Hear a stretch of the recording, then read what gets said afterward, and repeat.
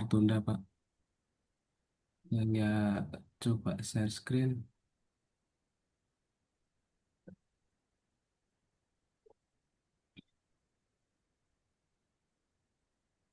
Nah, kemarin ada pertanyaan, Pak. Maaf, kemarin belum sempat explore.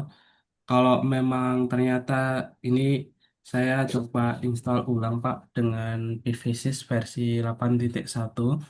Nah, jadi kalau misalkan Pak Ahmad kemarin ada pertanyaan, kalau memang ternyata PV modul kita berasal dari Cina dan memang tidak ada di library. Nah, di sini PVSys 8.1 ini ada database-nya, Pak. Nah, di mana database ini bisa kita adjust, kita edit, ataupun kita tambahkan yang baru sesuai dengan kebutuhan. Baik di modul PV, baterai, sama grid inverter, sama generator, seperti itu, Pak. Dan untuk Wither database juga yang sama. Nah, cuman mungkin memang yang paling krusial ini adalah di PV modul, baterai, sama grid inverter. Nah, di sini bisa langsung diklik saja, Pak, masuk di sini.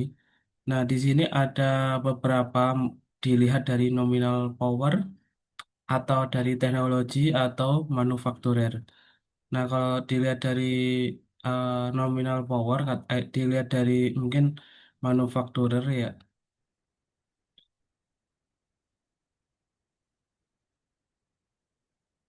atau teknologi. Nah, ketersediaannya ini saja atau nominal power. Nah, katakanlah memang ada beberapa yang mau dirubah. Nah, di sini bisa diklik open, Pak. Nanti dia akan membuka ya.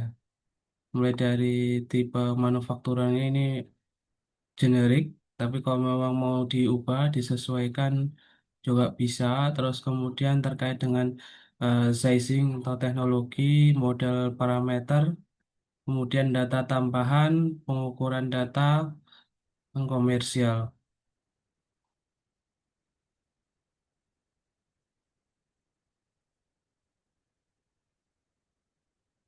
Oh ini. Nah mungkin bisa dipilih ini Pak, per manufakturernya. Misalkan mau semua manufakturer, ini tentu banyak sekali.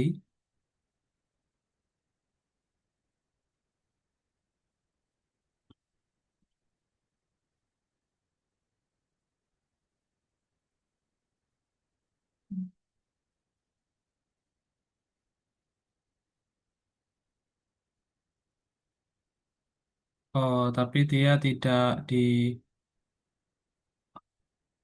ini.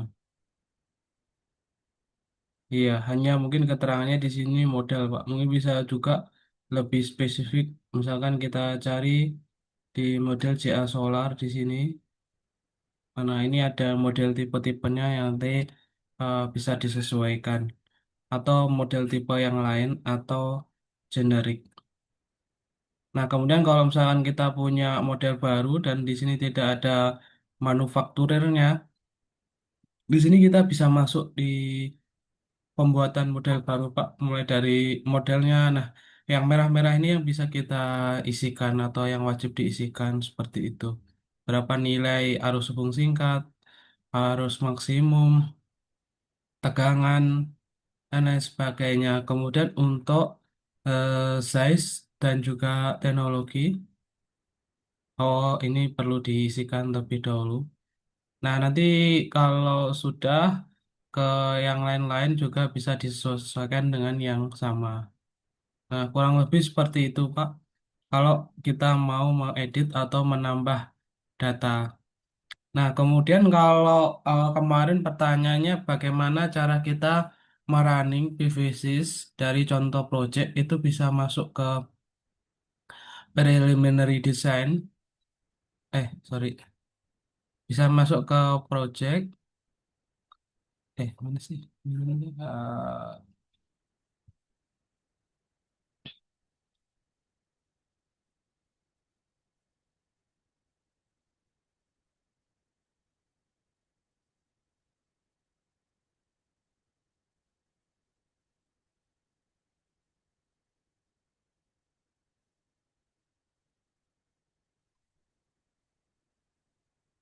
Dokumen.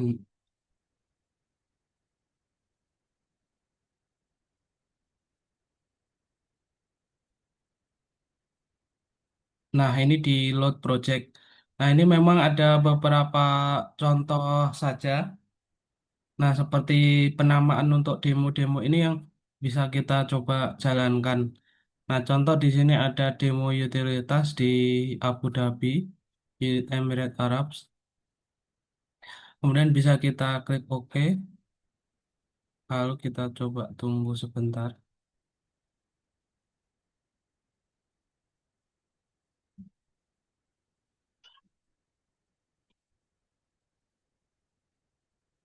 Nah, di sini contoh desainnya sudah dibuat.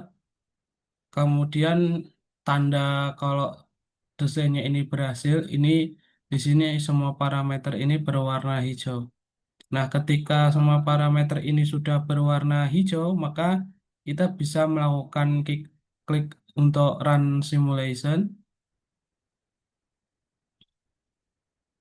Nah, ini dia akan memproses untuk simulasinya.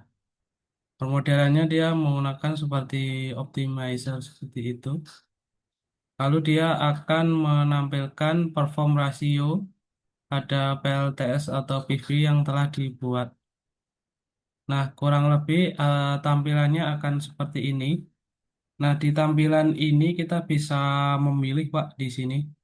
Apakah kita mau menginginkan input output atau daily system output, kemudian array power, atau di sini mau ditampilkan jenis yang lain. Seperti itu, kita bisa pilih satu persatu sesuai dengan apa yang ingin kita tampilkan. Nah, kemudian dari sini kalau sudah, kita bisa klik untuk reporting. Kita akan mengenerate untuk dokumen reportnya. Nah, kurang lebih tampilannya akan seperti ini, Pak. Sama seperti yang kemarin saya tampilkan.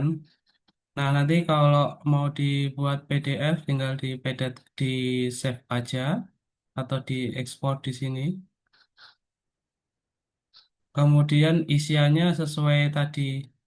Nah, utilitas, kemudian project summary, system summary, result summary, sama general parameter, PV karakteristik, sama array losses.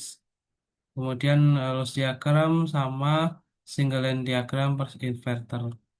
Nah, kurang lebih hanya 8 halaman ini yang bisa di-generate dari software PVSys itu sendiri. Nah, kalau kita mau menghasilkan dalam bentuk tabel atau melihat dalam bentuk tabel ini juga bisa dilihat untuk nilai-nilainya seperti itu. Kemudian di sini juga ada eh, dalam bentuk grafik perform rasio ini satu persatu. Kemudian untuk beban harian ini juga bisa dimunculkan, misalkan kita mau lihat azimut, nah seperti ini, atau global horizontal irradiance, probability beberapa itu juga bisa kita munculkan.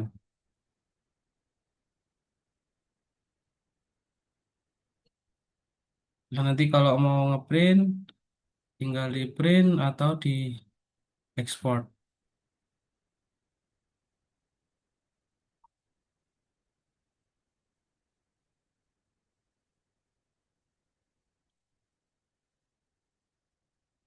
Kemudian dari segi grafik, kemudian evaluasi keekonomian ini juga bisa di PCPSIS untuk memunculkan itu berdasarkan KWP atau berdasarkan ini.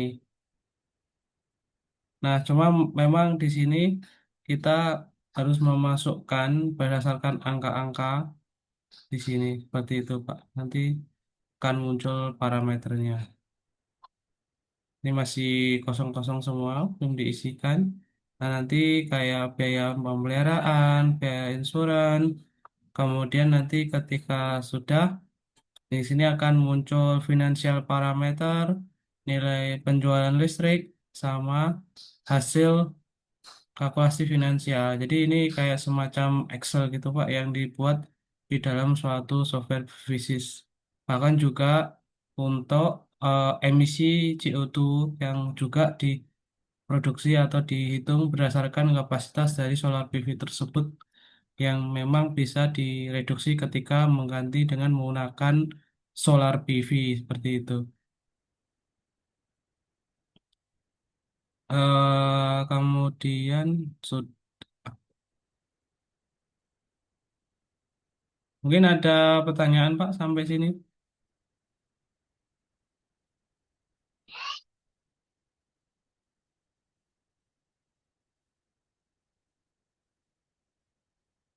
Nah, kalau belum, mungkin kita Eh, Pak, mungkin apa itu namanya? Kami bisa diajarin untuk desain dari awal, Pak. ya. Itu. Nah, di sini kalau kita mau mendesain dari awal itu ada dua ya kemarin untuk yang on grid sama off grid. Nah, di sini coba kita dengan menggunakan sistem yang on grid. Nah, di sini langkah awal yang harus kita buat. Nah, kalau di sini memang masih apa ya istilahnya ngikut yang tadi ya. Nanti bisa diklik. Nah, di sini ada baru ya nama project yang kita mulai kayak kemarin. Bahkan kita mau membuat penamaan Jakarta PLTS. Kemudian kita tambahkan untuk geografik posisi dari titik tersebut.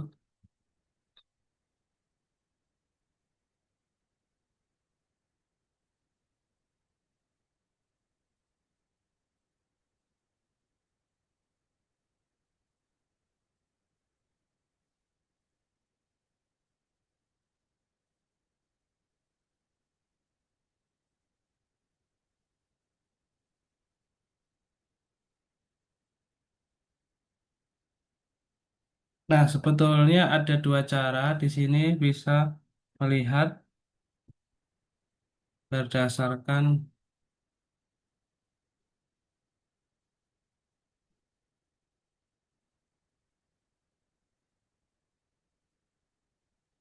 berdasarkan koordinat yang telah dipilih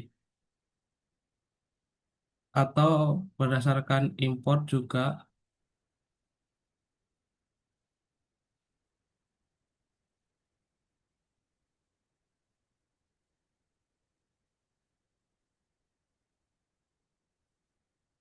Atau kalau memang tidak memungkinkan bisa kita coba cari dari sini.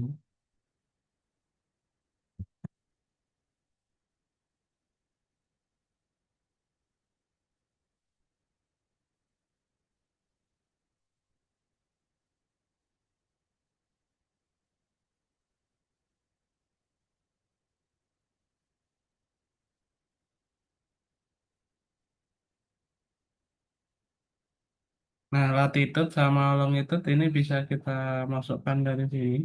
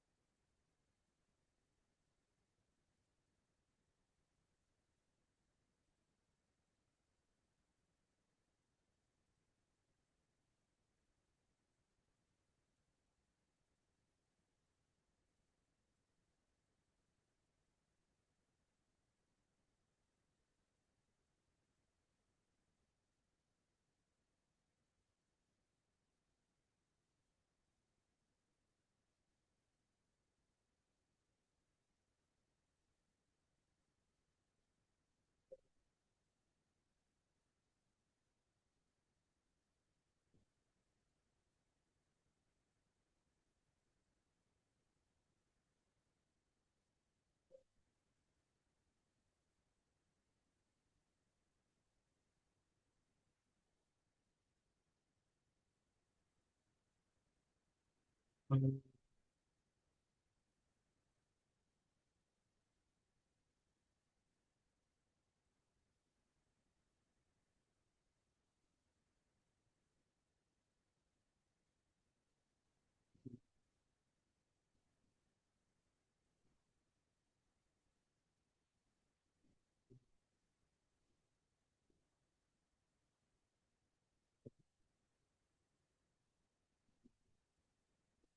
Nah, mungkin ini saya coba berdasarkan lokasi secara besar gitu, Pak.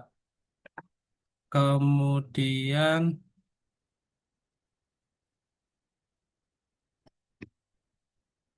kalau sudah,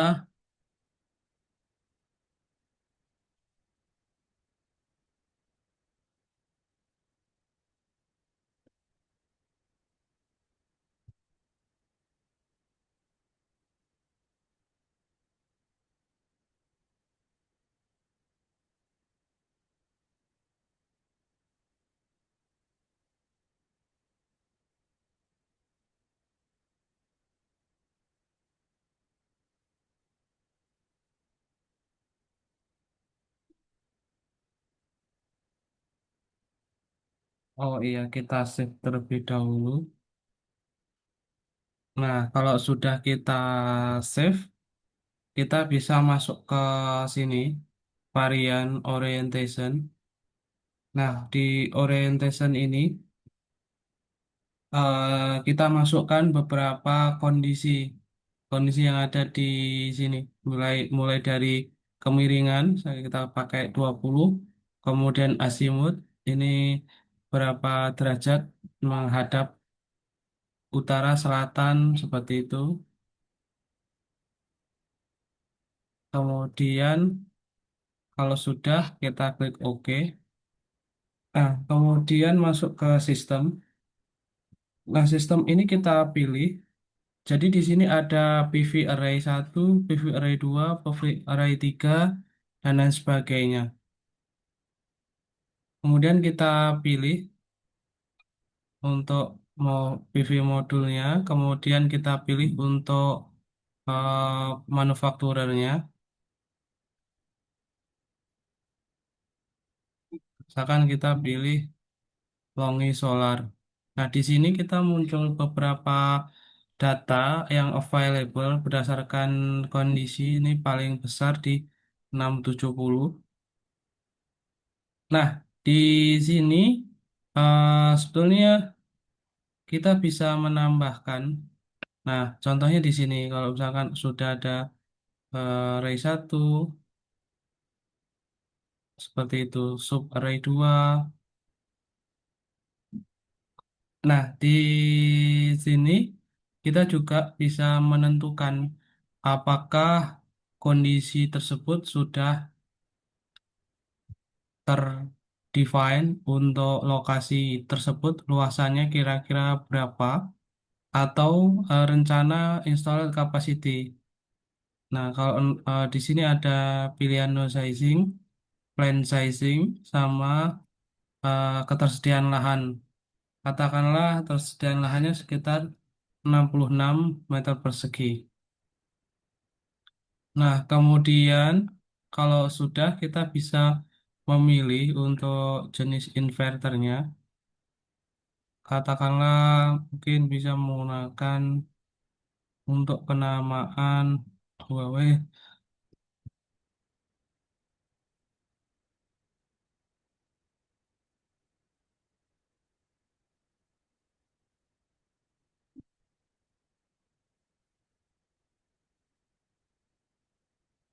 Nah, nanti kita perlu memperhatikan Pak kondisi di sini.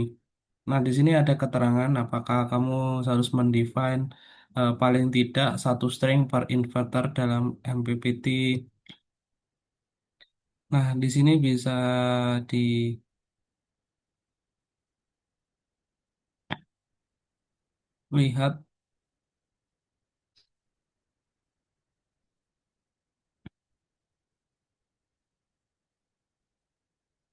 Nah, di sini inverter power is strong oversize kayak gitu. Jadi kasih keterangan penjelasan.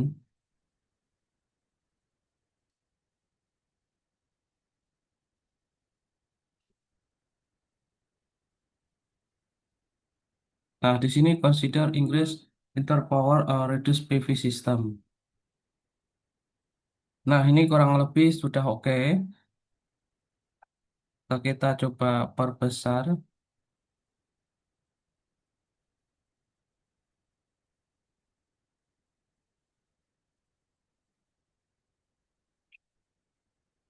Nah, ini kalau ini juga kebesaran.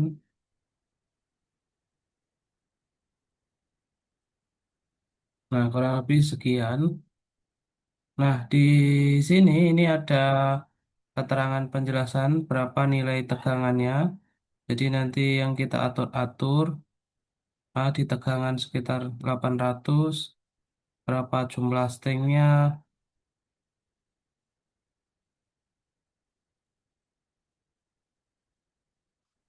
seperti itu.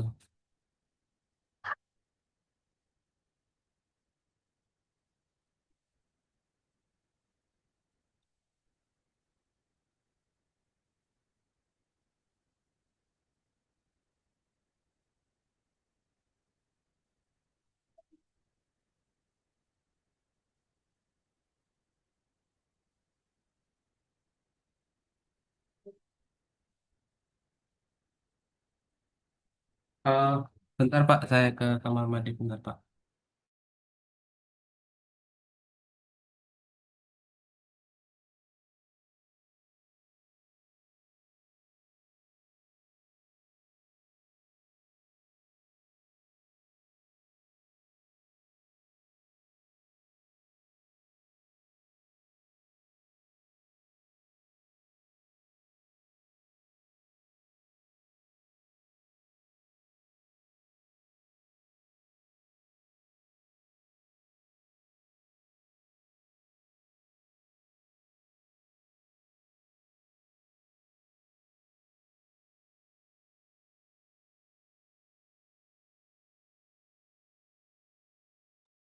Oke Pak, saya lanjutkan lagi. Nah, di sini memang PR kita adalah mendesain. Nah, memang biasanya kalau sudah ada sense-nya, enak tinggal kita nanti menyesuaikan.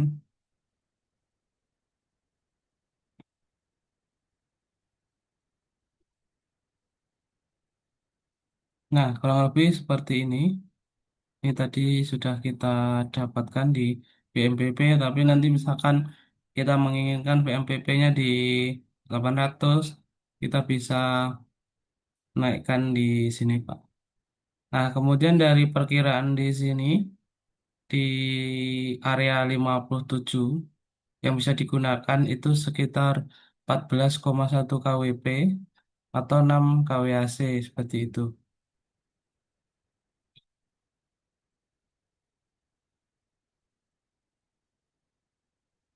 Nah, nanti kalau ternyata kita desainnya, oh terlalu kecil untuk AC powernya itu bisa kita buat edit lagi, Pak.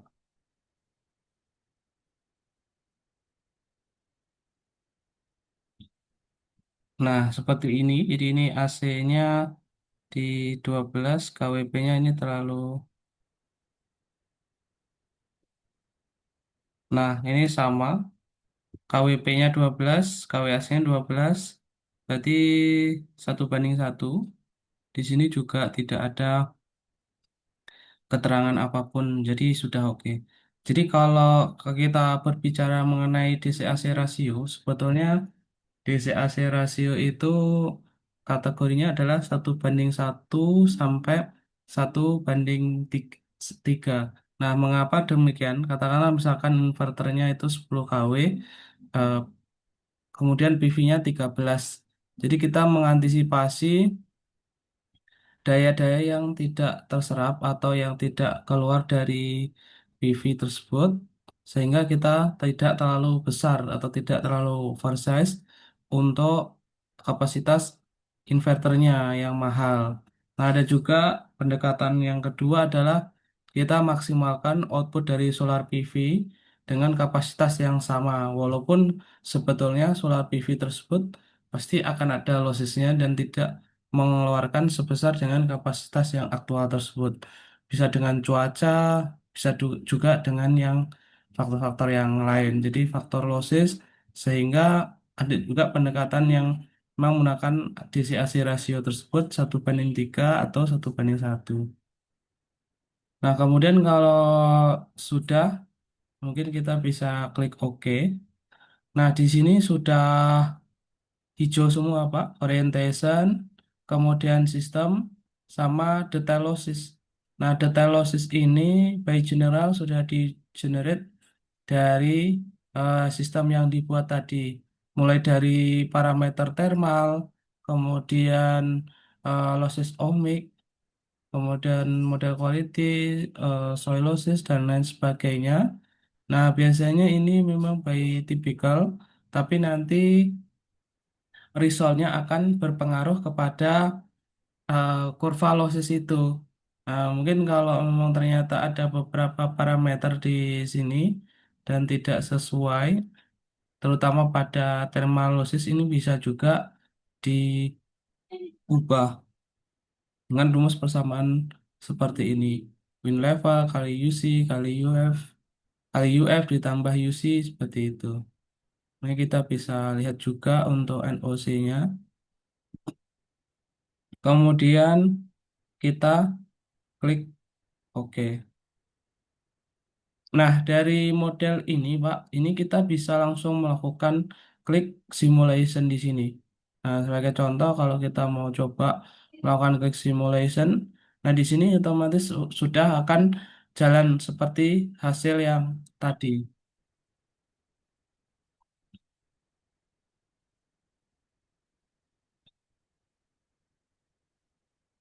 Nah, di sini sistem sudah kita hasilkan, Pak. Sudah kita bisa mengenerate dan kita tinggal mendefine untuk reportnya. Nah, cuman di dalam suatu sistem yang kita buat, ini ada beberapa option yang bisa dikembangkan lebih lanjut. Terutama adalah misalkan kita mau membuat suatu sistem model PV tersebut berdasarkan pada self consumption. Nah, di self consumption ini kita bisa memasukkan profil pembebanannya. Kira-kira pembebanannya itu berapa? Nah, di sini nanti akan sistem mengestimasi. Katakanlah contoh di sini saya coba memasukkan fix ya. Tadi untuk PV itu di sekitar 10. Nah, di sini saya coba memasukkan sistem di 8 kWh per tahun. Nah, kemudian nanti kita bisa running simulasikan lagi. Nah, seperti itu. Nah, nanti kita bisa membandingkan antara sistem yang disimulasikan dengan berdasarkan pada kapasitas atau berdasarkan pada sistem yang telah terbebani seperti itu.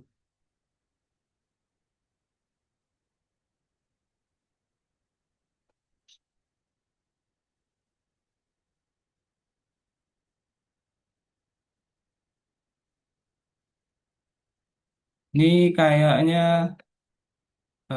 Zoom-nya nanti biasa ya Pak ya. Join lagi. Mungkin sampai sini ada pertanyaan Pak.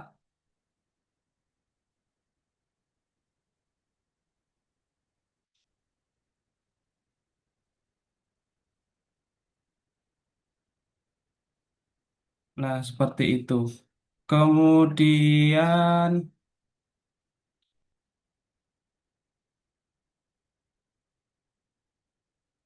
eh, oh ya.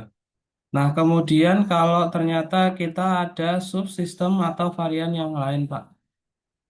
Nah, sebelum masuk ke situ, di sini kita juga bisa mengakses untuk report dan juga detail resultnya tadi, tanpa kita harus mensimulasikan ulang.